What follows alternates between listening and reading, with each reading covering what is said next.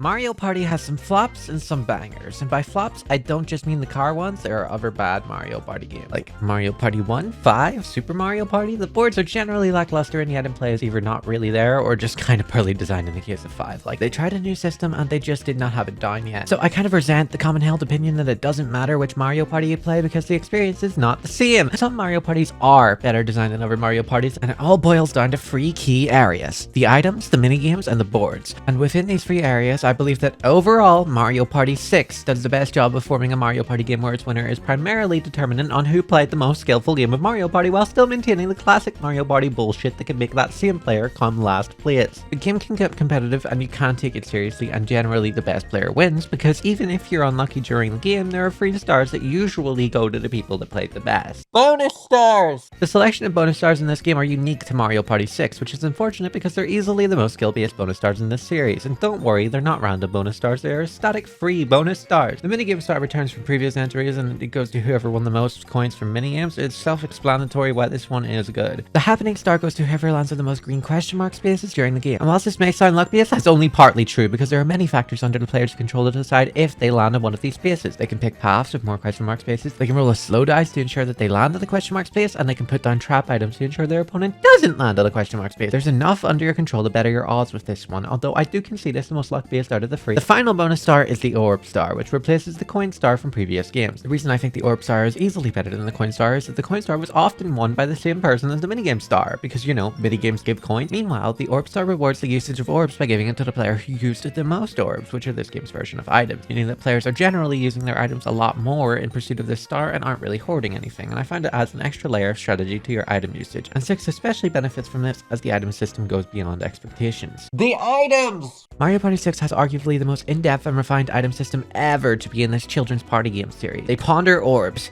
Orbs can be picked up from the board for free, or you can buy an orb from a selection of free orbs at the orb store. What makes them different from normal items? In short, you can use orbs to affect spaces on the board, or you can use orbs on your character like mushrooms, normal Mario Party stuff. Oh, and also there are way more orbs than normal Mario Party games, so I made a tier list. Allow me to give the rundown for what each orb does. Starting from the bottom, we have the Paratroopa orb, which isn't actually the worst one if I'm honest. It's quite good and should probably be fairly high. I've seen good moves with it, but you also can't just throw it down randomly because it swaps your space with the first person who passes it, so you could lose very good positioning if you throw it down willy-nilly, which is bad for the orb star since you don't want to throw it down at an inopportune time. And to be frank, there are too many layers with this shit. Just give me another orb. I pretend I do not see it. Next up, we have the Kamek orb. You throw it onto the orb space and anyone who lands on it gives you one of their character spaces, but since the character space orbs aren't great, there's not much to gain here. Then we have the Toadie orb, which is just the Kamek orb but better since it outright steals an orb from their inventory instead of the board. So you could get a mushroom or something that can be cool, and you can also get the things that you can put on the board and choose where to put it instead of just getting it where they put it, which is, you know, obviously better. Spiny Orb Space steals 10 coins. Goomba Orb Space steals from a range of 5 to 20 coins. They're both nothing special. Bullet Bill allows you to ride a Bullet Bill, which steals 20 coins from any player it passes. It ignores traps, but it also ignores free orbs and this star. I was gonna warn you. Mr. Blizzard Orb Space makes anyone who lands on it lose all their orbs, which doesn't often come up, but when it does, it's potentially pivotal. Klepto Orb Space sends anyone who lands on it back to the start of the board, which is good on exactly one board. Bob-Bomb halves the roll of the first person who passes it. The Podobo Orb makes the first person who passes it lose 10 coins. Metal Shroom ignores traps, but it doesn't ignore stars. The Metal Shroom ignores traps, but it doesn't ignore stars. The Piranha Plant Orb Space steals half the coins from anyone who lands on it. The Tweetster Orb sends the first person who passes it to a random space, so it's a far less situational version of the Paratroopa Orb, and you don't lose out on orb usage by having to hold on to it. The Zap Orb makes the first person who passes it lose 5 coins for every space they move after passing it. The Thump Orb stops the first person that gets to it from moving any further. The Snack Orb and the Boo Away Orb are equivalent to each other, but they aren't on the same boards, and they prevent an opponent from stealing coins or a star at once. Warp Pipe allows you to swap places with one of the 3 other players on the map, and it is possible to time who you swap with. Alright nerds, we're in the end game now. Here they are, the best of the best. It's all come to this. Mushroom Orb, roll 2 dice. Flutter Orb, take you 2 star. Golden Shroom, roll 3 dice.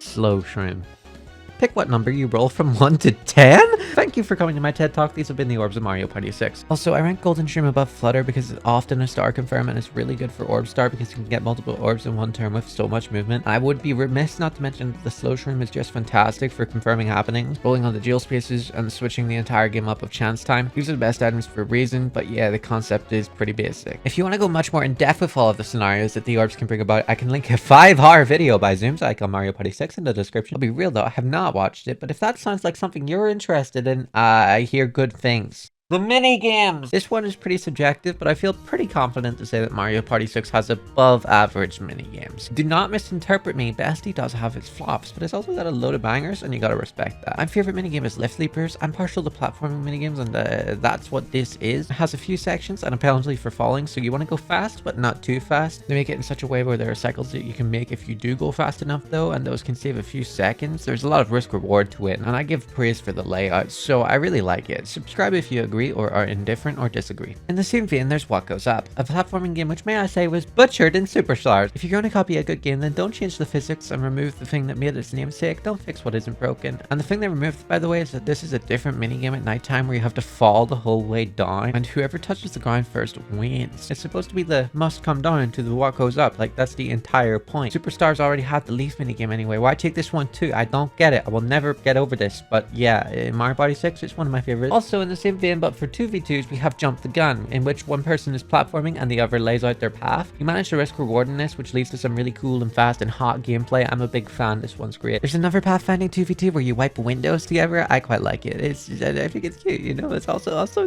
it's called Clean Team. Like that's really cute. Like I'm smiling. Can you tell that I'm smiling? In terms of good 1v3s, I don't think they have ever existed like in Mario Party. Even Superstars, I couldn't find any good ones, but I'd say the best of the bunch is Bulldozers because I won that whilst having fun as both the 1 and the 3, so it's probably the closest to balance, but even then I think the 1 usually wins. This game is also home to the most unbalanced 1v3 in Mario Party maybe, in Create and Peril, a game where the 1 usually wins within a third of the time they're allocated. But to be fair, if you're going to have an unfair minigame, this is probably the funniest one. The 3 are just deer in headlights, guaranteed to die, and when they do, they go boing. For dual minigames, there are 15 in this game, which is crazy because they did not need that many. And it's not like Mario Party 8 where some are just repurposed free-for-alls. These are all just exclusive to dual mode, and I'm checking the names on the wiki and I've never seen this one.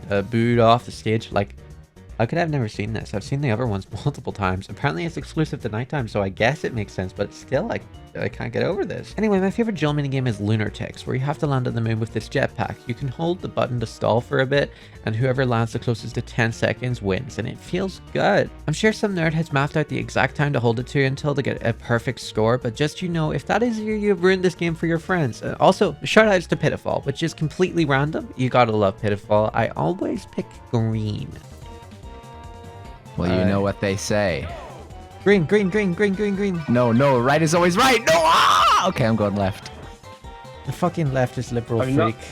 This is the problem with liberals. Liberals are so awful and I hate liberals. Liberalism is really the downfall of our society if you think about it, and liberals deserve to lose and fall into a pit and die, just like that boy Koopa kid. The boards! Mario Party 6 has 6 boards, which is like the name, like 6 and 6. But you know, it's the expected amount from Mario Party. Not 5, not 4. I don't know why they would do that. That would just be weird. But anyway, I believe that Mario Party 6 has the best boards in the series, and I also believe that the boards are the most important part of Mario Party games, so Mario Party players are eating good with this one. There are 2 boards that are good old-fashioned Mario Party, and 4 boards that have their own additional gimmicks, so 3 of them managed to pull off quite well. But before we get into each board, there are 2 things we must address. Firstly, octagons. These are the spaces you can land on the board, plus 3 coins, minus 3 coins. Summon Donkey Kong for a minigame or bonus. Summon Bowser for a minigame or bonus. An interesting event happens if you land on this space, and sometimes it shakes up the game. Debatably too much on one board, but I'm not arguing with it. I was Daisy. Past these and you get a free orb. This space is where the star lives. You challenge your friends to a duel and steal their star, or you could swap stars with them by complete random chance if you land on this one, or like swap coins or something, you know, it rarely goes in your favor. And these are character spaces. They pop up when you throw down an orb. The The sun and the moon are for doubles games because this game has a day-night cycle and it affects the board differently. I think they marketed this as Mario Party 6 gimmick, but if I was marketing this game, I would have just said it was the best one. Like, their marketing strategy didn't work anyway. This one sold the worst out of any mainline Mario Party game, and that includes Mario Party 10, the car one for the Wii U. I am yet to find anyone who grew up with specifically Mario Party 6. Let me know if that's you, but yeah, we'll cover the day-night differences as they come up. Pouring treetop! This is the first board, and as a result, it is basic, but I don't mean that as an insult. This board slays. A basic board can make for a great game of Mario Party so long as it's not boring, and Towering Treetop manages to stay exciting with many diverging paths, a boo that can steal a star at nighttime, and important spaces littered throughout the board. There's only really one area on this map that I dislike, and it's the bottom of the map. If you don't have a movement item of some sort, then you're liable to get stuck there, since it's a 12 space stretch from the slide to the next intersection with only one happening and an orb space along the way, so it usually becomes a den of character spaces, which can be funny, but if you don't get a movement orb from the orb space, then unlucky, I suppose. The rest of the map is so good and so eventful, and then we have one happening space which might make a tree sneeze. Sometimes that's pretty important though, but to be fair, the only reason I'm being this nitpicky is because there's nothing else to really speak negatively about, and this could have been my goat. Like, the star spawns are great, except this one, which I would have moved to here. And the chance time positioning is pretty accessible for a slow roller. At day and night, when the pathing changes and Boo becomes active, Boo is here, say hi Boo. Boo! Ah! And overall, it's a really strong map, like 8 out of 10. It's not my favorite, but we'll play this often. Fair square! If you've ever seen anybody talk about this board or just played it with people, then the following is a joke that you have already heard on a multitude of occasions, but if this is new to you, then check out my cool original joke.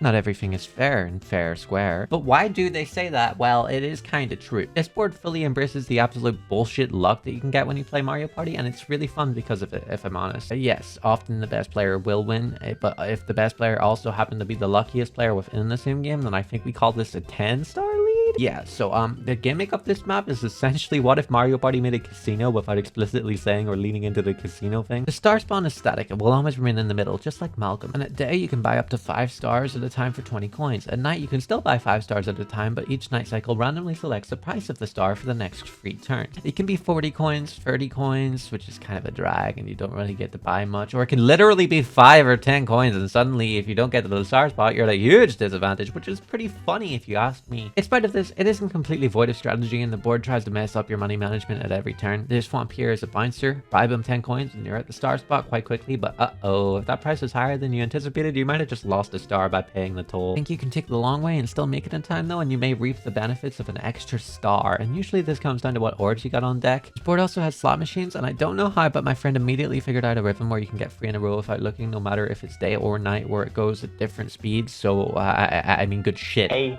B, C. A, B, C. A, B, C. A, B, C. A, B, C. A, B, C. A, B, C. A, B, C. A, B, C. He's too good. The slot machine isn't the space on the board either. You can choose to play as you walk past it. Same goes for the hats, where you can double a star by tracking them, or triple your star at nighttime, but be warned, it's very fast. Luigi the goat though. Stuff like this explains why this board has less happening spaces than you might expect, and the happening spaces that do exist aren't anything too crazy, except for this one right here. At daytime, each player puts in 10 coins, and whoever picked the right plank gets to all of the coins. At nighttime, each player puts in a star, and the winner gets all the stars. So when I say this board can come down to luck, This does what I think it does, is actually hype. Everyone puts in a star. oh, Hey, Shane. fucking for real? So you can take full left again. Okay, I'll take full left again. It's like exact same This positions, is I think. this is the good thing about liberalism. Liberalism is great for our society because it really helps out with like all of the weird right-winged freaks who are all too No into shot, it. no and the shot, liberalism no is shot. just Oh perfect. my fucking So, god! really- No fucking way. No fucking way. What the hell? What the hell? No, what? This time it'll be different. Congratulations, Shay. No. Let's reset it. Oh my god. No, because what the fuck? It has to be left every time, right? No. No way, it's 5 to 5. There actually is no way. All right. Zero Full left. Full left. chance. It's not possible. No, what? I don't get it. It's the worst game. It has The to worst be game. left all the time, right? Game is bad.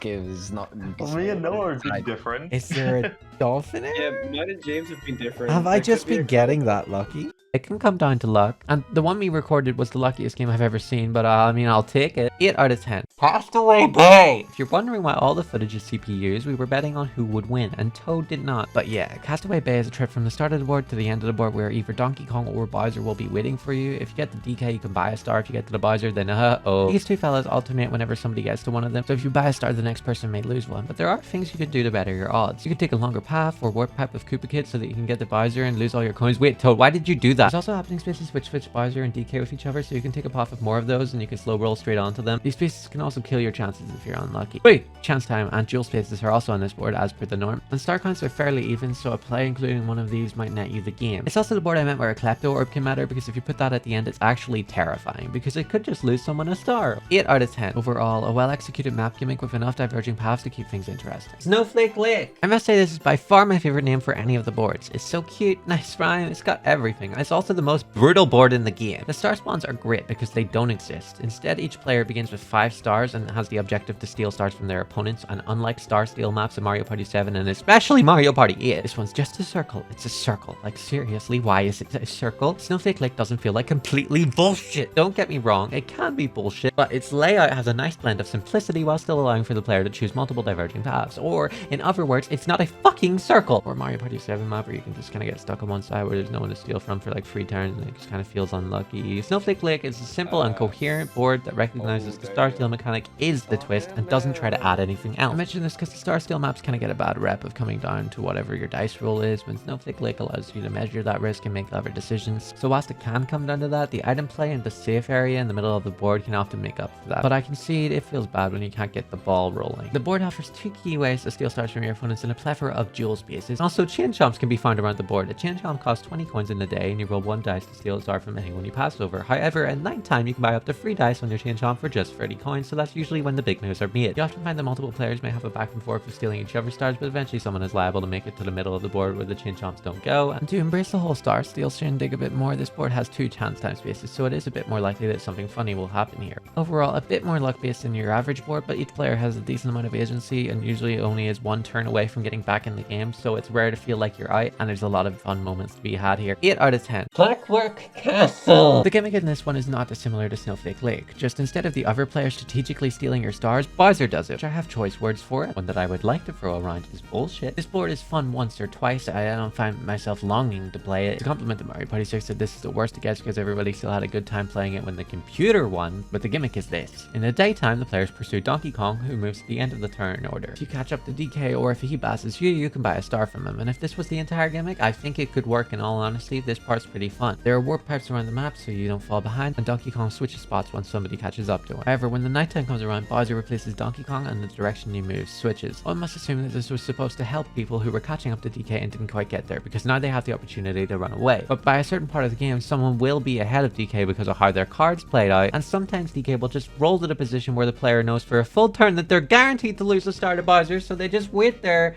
to take their next turn and they can't do anything to stop him. Now this feels like it's down to an unlucky dice roll. I got 4 stars taken by Bowser in one game. My friend lost 2 stars and a bunch of coins. My other friend couldn't catch up to Donkey Kong when he had money because his orbs were so shit. The computer ended up with 4 stars though and absolutely rolled us. I mean, we just got demolished. To add insult to injury too, if those stars were in the last 2 turns, that's the kind of luck that could have put us back in the game. But honestly, this kind of luck is an anomaly. Usually at least 2 people have stars by the end. Although may I say the Bulletville is not on this board and it feels like the perfect map for it. Like there exists counterplay to avoid an unlucky Bowser location if you put it here. It becomes one of the best items, and they were like, no, not this time. Like that could have been really interesting. But yeah, the board is halfway decent. It's hard to feel out of it when 1 good turn is liable to put you back in, and there are 2 chance time spaces here as well. 8 out of 10. Egad's Garage! This is the best board in the game, dare I say the best board in Mario Party. There is no central gimmick, there is no Easter Bunny, and there is no Queen of England. Just good old-fashioned Mario Party, but in my opinion it does a better job at it than Towering Treetop. It also has 69 spaces, which is funny. The reason I believe that it's the best board though is that it simply gets everything right without fucking up anywhere. Is it my personal favorite Mario Party board? No. I I have nostalgia for the hotel. But I recognize that the gimmick is not necessarily perfect and that you're not always down for that. You Guys Garage is Mario Party at its best, and if you're down for Mario Party, then you're down for You Guys Garage. It's Mario Party. There's bullshit to be had, but it's not specific to the board. All the while, the board is far from basic either. It's got 10 happening spaces. There's a section in the middle which rotates at nighttime, tuning up the path slightly, and may I say that's my favorite nighttime change. Potentially pivotal, but nothing insane. There's one chance time space, and it's on this rotating section as well, so it's pretty rare to accidentally end up landing on it. The star spawns exist in locations such that there will usually be a star that can be near you, and big dice rolls may allow for multiple stars in one turn if you're lucky. The amount of attainable orbs is the most in the game, so item play is varied and interesting. There are many diverging short and long paths on the board, so there's often a correct decision to make depending on how close you are to the star and where you think the next one may spawn. It's the most competitive board. Even the bonus stars are easier to play for than usual, with 10 happening spaces and frequent orb spawns in shops. If I had to use one word to describe this board, it would be slay. 8 out of 10. I've played a lot of Mario Party, and the only time I've seen a runaway leader on this board was when I was playing with my sister and my cousins, and I am a nerd and they had not played before, so I just played better. It's rare that this map doesn't stay at least somewhat competitive, and in recording the boards, that proved to be true. I mean, look at how close this was. Unfortunately, I am Toad.